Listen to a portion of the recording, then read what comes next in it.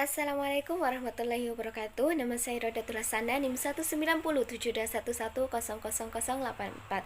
Di sini saya akan sedikit menjelaskan terkait apa itu posisi kompetitif. Nah, posisi kompetitif itu merupakan ukuran kesuksesan perusahaan, di mana salah satu ukurannya adalah dominasi relatif di pasar. Nah, perusahaan yang lebih besar itu biasanya menetapkan tujuan dalam hal posisi kompetitif yang seringkali menggunakan total penjualan atau pangsa pasar sebagai ukuran keunggulan kompetitif. Dalam menciptakan keunggulan kompetitif itu merupakan proses berkelanjutan dan jangka panjang yang memanfaatkan sumber daya dan peluang yang tersedia untuk menciptakan produk bernilai tambah untuk bisnis apapun. Nah, keunggulan kompetitif ini adalah sesuatu yang memungkinkan perusahaan itu memperoleh laba dari laba rata-rata. Selanjutnya, saya akan menjelaskan terkait jenis-jenis kuadran bersaing perusahaan. Nah, jenis-jenis posisi kuadran ini ada 4. Yang pertama itu kuadran 1, di mana posisi pada kuadran ini yaitu posisi bersaing yang kuat di pasar yang tumbuh cepat. Yang kedua itu kuadran 2, yaitu posisi di mana posisi lemah di pasar yang bertumbuh cepat. Yang ketiga itu kuadran 3, yaitu posisi lemah di pasar yang pertumbuhannya itu lambat. Dan yang terakhir yaitu kuadran 4, yaitu posisi kuat di pasar yang pertumbuhannya lambat. Nah, mungkin itu saja yang dapat saya jelaskan. Kurang lebihnya saya mohon maaf. Wassalamualaikum warahmatullahi wabarakatuh. Assalamualaikum warahmatullahi wabarakatuh. Nama saya Siti Halimah, NIM 121. Di sini saya akan menjelaskan mengenai strategi market followers. Market followers atau pengikut pasar merupakan perusahaan dalam industri yang ingin mempertahankan bagiannya tanpa menantang atau mengganggu status quo pemimpin pasar. Menurut Clotter Armstrong, pengikut pasar adalah perusahaan lain yang di belakang pemimpin pasar dalam suatu industri yang memiliki pertahanan pangsa pasar tanpa menggoyangkan kapal. Biasanya, strategi market followers merupakan perusahaan yang lebih menyukai menawarkan hal-hal yang serupa. Biasanya dengan cara meniru produk perusahaan yang sedang memimpin. Di setiap market followers selalu menunjukkan sifat khasnya kepada target pasar, meskipun hanya meniru produk atau strategi pemimpin pasar atau penantang pasar. Adapun beberapa strategi umum yang dapat dilakukan. Yang pertama adalah mengikuti dari dekat atau cloner. Biasanya perusahaan pengikut berusaha meniru atau menyamai segmen pasar dan bauran pemasaran pemimpin pasar. Perusahaan pengikut yang menetapkan strategi ini seringkali dianggap parasit karena sedikit sekali berbuat untuk memanipulasi pasar dan berharap dapat hidup dari investasi sang pemimpin pasar. Yang kedua adalah mengikuti dari jauh atau imitator. Dalam strategi ini biasanya perusahaan pengikut membuat beberapa diferensiasi, namun tetap meniru pemimpin pasar dalam hal pembaharuan pasar dan bauran pemasarannya. Yang ketiga adalah mengikuti secara selektif atau adapter. Biasanya pada teknik ini perusahaan pengikut mencontoh produk-produk pemimpin pasar, memproduksinya, namun dengan improvisasi. Biasanya perusahaan adapter ini lebih memilih untuk menjual ke pasar yang berbeda agar terhindar dari kontroversi langsung dengan pemimpin pasar. Perusahaan-perusahaan seperti ini dapat sangat inovatif dan sering tumbuh menjadi penantang pasar di kemudian hari. Adapun beberapa alasan menjadi pengikut pasar, yakni yang pertama, mereka menganggap bahwa menantang pemimpin pasar itu lebih mahal dan menimbulkan kerugian. Oleh karena itu, mereka lebih memilih untuk mengikuti apa yang dilakukan oleh pemimpin. Alasan kedua, sama seperti penantang pasar, perusahaan tidak harus menanggung biaya pengembangan dan penelitian yang mahal ketika meluncurnya suatu produk baru. Biasanya perusahaan cukup menggunakan produk pemimpin pasar sebagai benchmark untuk penawaran mereka. Yang ketiga, dengan menjadi pengikut mereka dapat menghindari kemungkinan serangan pembalasan dari pemimpin, yang mana dapat berakibat fatal. Hal ini karena pemimpin pasar memiliki sumber daya yang lebih besar daripada untuk berkompetensinya. Terima kasih, mungkin itu saja dari saya. Kurang lebihnya mohon maaf. Wassalamualaikum warahmatullahi wabarakatuh. Assalamualaikum warahmatullahi wabarakatuh. Perkenalkan, nama saya Sindita Syiptiarini, NIM 138. Di sini saya sebagai pemateri ketiga yang akan menjelaskan tentang strategi market leader. Market leader sendiri mempunyai arti yaitu pemimpin pasar. Pemimpin pasar atau market leader itu merupakan perusahaan yang diakui oleh industri yang bersangkutan sebagai pemimpin menurut Ciptono. Dalam pemasaran dikenal dengan namanya persaingan.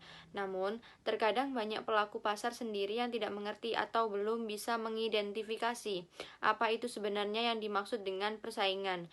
Perusahaan yang berhasil selalu berusaha mengenali pesaingnya sebaik mungkin, seperti yang dilakukannya terhadap para konsumen. Analisis dan situasi persaingan akan membantu manajemen untuk memutuskan di mana akan bersaing dan bagaimana menentukan posisi menghadapi pesaingnya pada setiap pasar sasaran.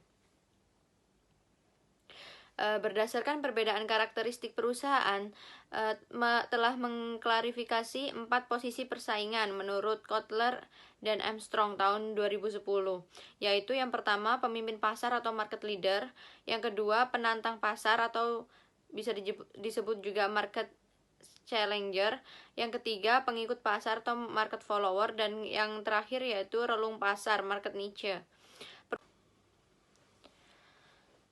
Perusahaan yang menduduki posisi sebagai pemimpin pasar mempunyai karakteristik sebagai berikut, yakni yang pertama memiliki pangsa pasar sebesar 40% dalam pasar produk yang relevan. Yang kedua, lebih unggul dari perusahaan lain dalam hal pengenalan produk baru, perubahan harga, cakupan saluran distribusi, dan promosi. Dan yang terakhir yaitu merupakan pusat orientasi para pesaing, diserang, ditiru, dan dijauhi.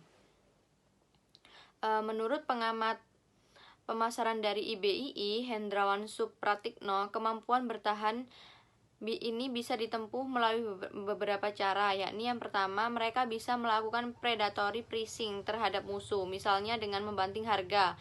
Memang strategi price war biasanya sulit diikuti pesaing yang lebih kecil. Dan yang kedua, ada strategi non-price predatory conduct. Dalam langkah ini, mereka tidak langsung menurunkan harga, tetapi efek yang ditimbulkan sama dengan perang harga. Hal ini banyak dilakukan oleh merek-merek rokok besar yang membeli tembakau dengan harga tinggi dari petani ketika panen tembakau. Nah, ini dampaknya pemain lain yang lebih kecil sulit untuk mendapatkan bahan baku. Termasuk pada langkah ini adalah menguasai spot-spot iklan di berbagai tempat, seperti memasang billboard di tempat-tempat strategis. Yang ketiga yakni strategi entry deterrence, yaitu membuat pesaing secara strategis tidak bisa bergerak dari posisinya saat ini. Pesaing dibiarkan hidup, tetapi dunia beberapa tahun terakhir ini memicu perhatian manajemen pada model perang militer, seperti diuraikan dalam tulisan Sun Tzu, Musashi, von Clausewitz, dan Lidlhart. Perusahaan yang unggul seperti negara yang unggul dianjurkan untuk melindungi kepentingan dengan strategi seperti memimpin saat terjepit, pembalasan tegas, perang terbatas, respon tertahap, diplomasi kekerasan, dan sistem ancaman. Ada 6 strategi pertahanan yang dapat digunakan perusahaan yang dominan untuk mempertahankan posisi dan mempertahankan rusuk. Yang pertama yaitu kemampuan bertahan. Kebanyakan market leader secara umum lahir dari keluarga pionir alias keluarga perintis, dikategorikan masing-masing seperti yang pertama ada kemampuan bertahan. Kebanyakan market leader secara umum lahir dari keluarga pionir alias keluarga perintis, dikategorikan masing-masing. Dan yang kedua, Valley of Death. Sehebat-hebatnya market leader, mereka pasti mempunyai kelemahan juga secara teori, gampang menjatuhkannya, yaitu dengan melakukan follow closely atau mengikuti dengan cermat. Mengapa? Karena setiap merek lambat laun dipastikan akan menghadapi lembah kematian atau disebut dengan Valley of Death. Yang ketiga yaitu bagaimana meluncurkan produk menjadi market leader. Nah, di sini ada 3 faktor yang harus diperhatikan untuk menjadi pemimpin pasar yang disegani, yaitu yang pertama, operational excellence. Operasionalisasi yang prima, hal ini sangat penting kalau suatu perusahaan ingin menjadi pemimpin pasar, dan dalam mengkonsumsi suatu produk baik berupa barang maupun jasa, tiap konsumsi pasti mempertimbangkan faktor ini. Oleh karena itulah banyak perusahaan, terutama yang berbasis teknologi, selalu meningkatkan kinerja di bidang operasionalnya. Dan yang kedua yakni produk leadership. Kepemimpinan produk, setiap perusahaan yang mampu memimpin pasar selalu dituntut untuk memiliki produk berkualitas dan inovatif di bidangnya. Hal ini dapat kita lihat pada perusahaan Intel yang selalu mengeluarkan mikroprosesor yang semakin cepat dan andal. Yang ketiga yaitu customer intimacy, yaitu keintiman, dan yang terakhir yaitu pelanggan. Pemimpin pasar biasanya itu perusahaan yang mengetahui keinginan konsumennya. Sebagai contoh adalah perusahaan Dell yang bisa memproduksi komputer sesuai dengan kemauan pembelinya. Anda tidak harus menjadi yang terbaik di ketiga bidang tersebut, namun Anda harus meramu dan menyeimbangi ketiganya sesuai dengan kemampuan perusahaan yang Anda miliki. Faktor di atas, namun Nokia menjadi pemimpin pasar karena berhasil mengelola ketiganya dengan baik. Kemudian yang terakhir yaitu ada kunci keberhasilan untuk menjadi the real market leader yang sejati, yakni mempunyai inovatif dalam produk. Produk selalu diupdate dan diperbarui demi memelihara kekuatan di pasar. Yang kedua yaitu inovatif dalam proses. Proses operasi internal perusahaan terus diperbaiki demi menciptakan produk berkualitas dan penghematan biaya. Yang ketiga yaitu inovasi dalam pemasaran.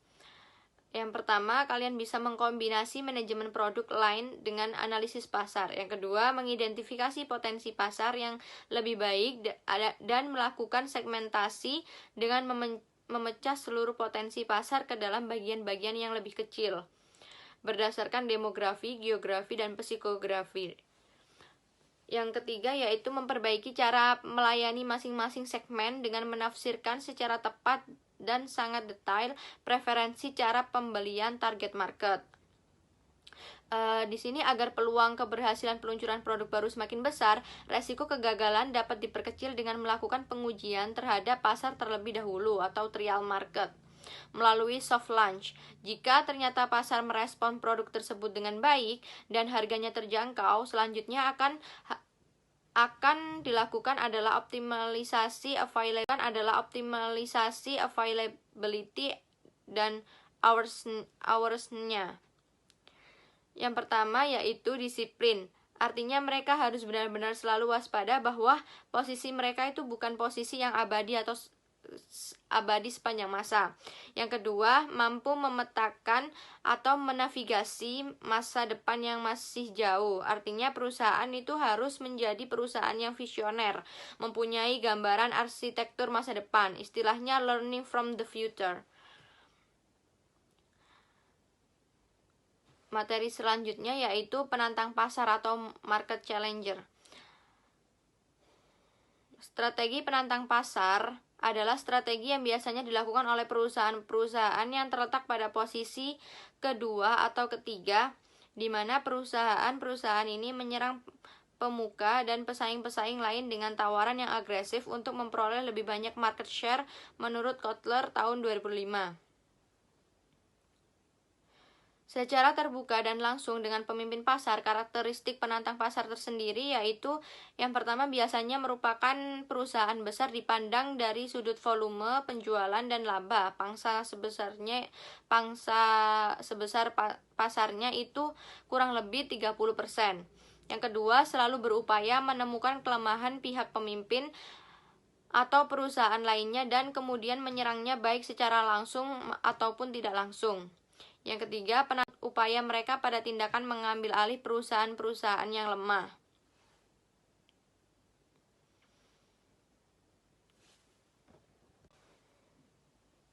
Di sini penantang pasar itu bisa mempunyai strategi penyerangan yang bisa digunakan oleh penantang pasar yaitu yang pertama, menetapkan sasaran strategis dari lawan. Langkah awal yang harus dilakukan oleh penantang pasar adalah menetapkan sasaran yang strategis. Jadi, harus diarahkan pada sasaran yang jelas, menentukan dan bisa dicapai. Sasaran strategisnya adalah peningkatan bagian pasar dengan harapan bahwa hal itu akan menghasilkan profitabilitas yang lebih tinggi. Pada dasarnya, penyerang dapat memilih untuk menyerang salah satu dari 3 jenis perusahaan. Yang pertama itu perusahaan menyerang pemimpin pasar. Yang kedua yakni memilih strategi penyerangan. Daya tempur yang terbaik harus dipusatkan pada tempat dan waktu yang tepat untuk fungsi yang menentukan. Jika ada lawan yang menduduki daerah pemasaran tertentu, maka ada 5 strategi yang dapat dilakukan. Yang pertama yaitu serangan frontal.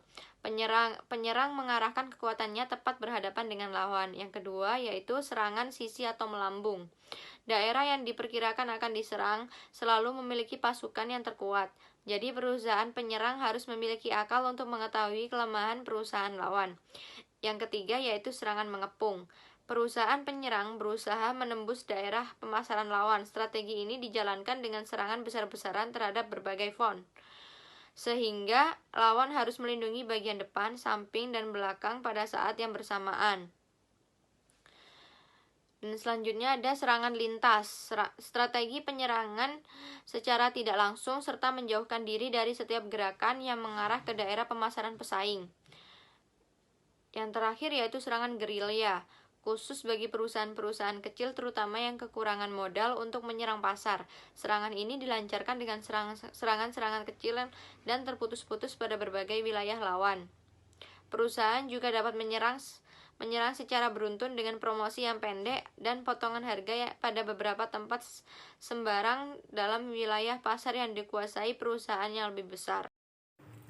Assalamualaikum warahmatullahi taala wabarakatuh. Perkenalkan, nama saya Muhammad Marus Ali.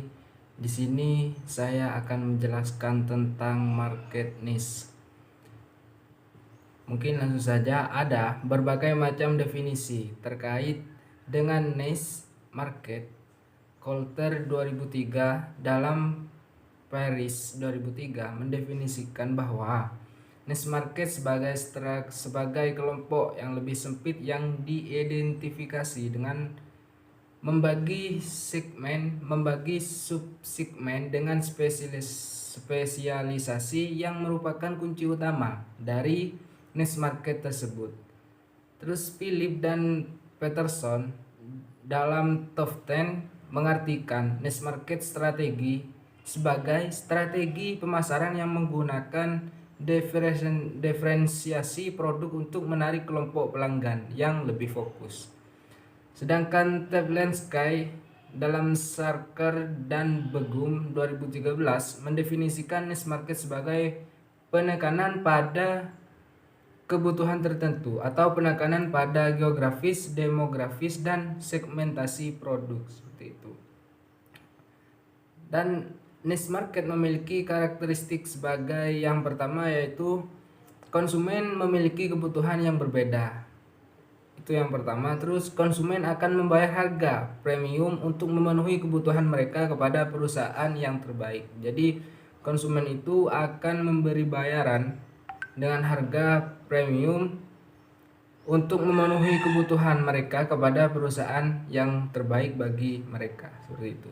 Terus niche market tidak menarik bagi pesaing. Jadi di mata pesaing itu niche market ini tidak begitu menarik, seperti itu. Dan keempat, perusahaan mendapatkan keuntungan tertentu melalui spesialisasi. Jadi niche market di sini atau perusahaan yang memakai strategi niche market ini mendapatkan keuntungan dari spesialisasi tertentu, seperti itu. Dan terakhir, niche market memiliki ukuran atau profit dan pertumbuhan potensial, seperti itu.